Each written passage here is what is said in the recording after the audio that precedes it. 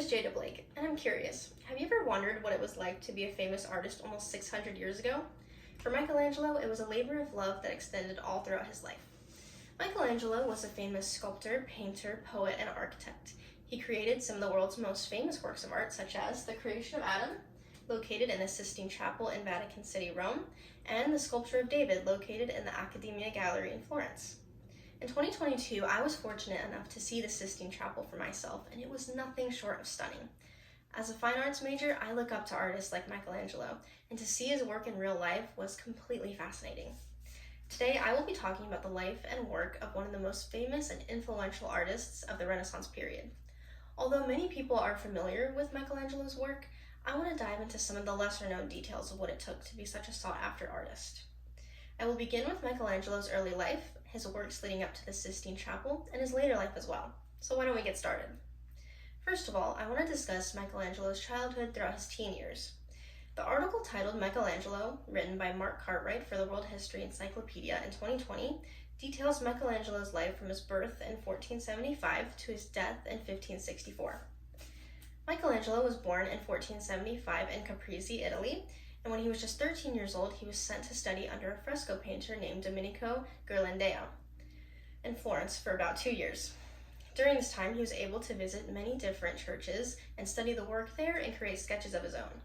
But his education really took off when Lorenzo de' Medici, head of the great Florentine family, noticed his work and let him study the sculptures in his garden. It was here that he was able to study under the garden's curator and sculptor, Bertoldo di Giovanni. Later on, in 1496, when he was 21 years old, Michelangelo moved to Rome, and while he was there, he created the Pieta. Located in St. Peter's Basilica, which we will later learn he had a hand in building. After returning to Florence a few years later, he carved his most famous sculpture, David. Now let's talk about how Michelangelo was commissioned to paint the ceiling of the Sistine Chapel. In the article Michelangelo and the Truth Behind the Sistine Chapel, written by Aurora Torres, a history major and employee at St. Mary's University, she explains how Pope Julius II commissioned Michelangelo to create his tomb and later asked him to paint the Sistine Chapel. Now, Michelangelo's main focus and passion was primarily sculpting, so it was not an issue to create the tomb for the Pope.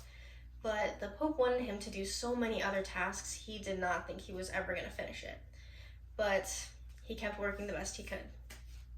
Now, when Pope Julius brought up the Sistine Chapel project, Michelangelo refused many times, claiming he was not a painter at all. But the Pope wanted so badly for Michelangelo to do this project that he made him stop working on the tomb, and this really angered Michelangelo, and he left Rome for Florence. But this didn't stop the Pope from asking him to take on this project. After refusing the job over and over, Michelangelo finally agreed, returned to Rome, and got to work on one of his most famous works at just 33 years old.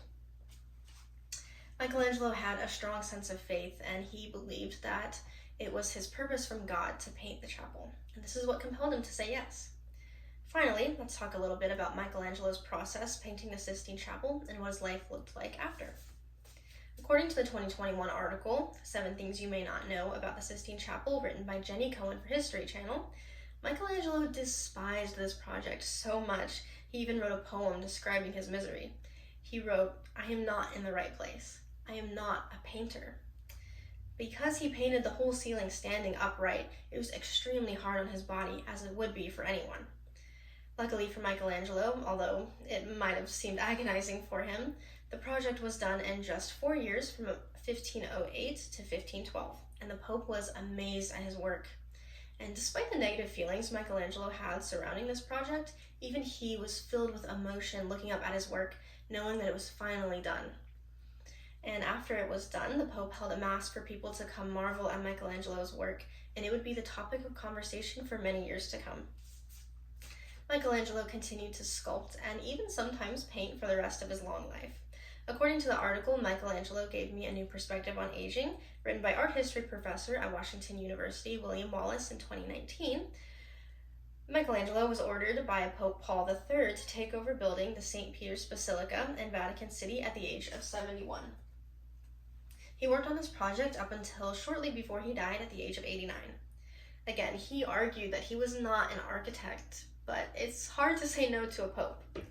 As with the Sistine Chapel, Michelangelo felt that he was put there by God to save the St. Peter's Basilica.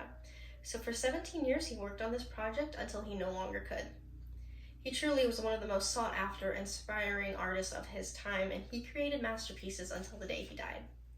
To summarize, Michelangelo is an artistic figure that created many famous pieces of art that are still studied and admired today. First, I delved into his young life and him growing up and studying under other well-known artists. Then I talked about how he was commissioned to paint the ceiling of the Sistine Chapel. And lastly, I went to Michelangelo's process and misery painting this ceiling and what his life looked like after this. Michelangelo's legacy lives on for centuries later and will live on for as long as art historians keep his name alive and keep his work displayed.